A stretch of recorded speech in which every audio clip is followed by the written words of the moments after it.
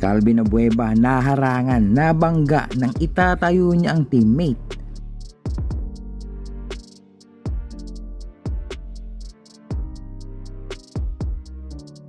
Na-warningan pa nga ito.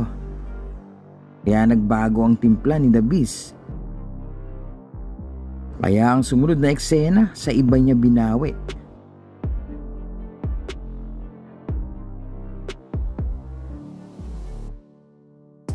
At natawagan nga ito ng flagrant foul penalty 1. Kaya uupo ito ng 3 minuto.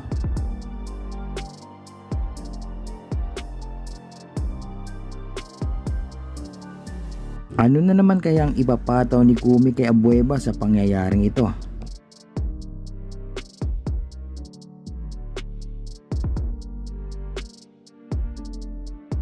Nga pala si Damon X, thank you for watching.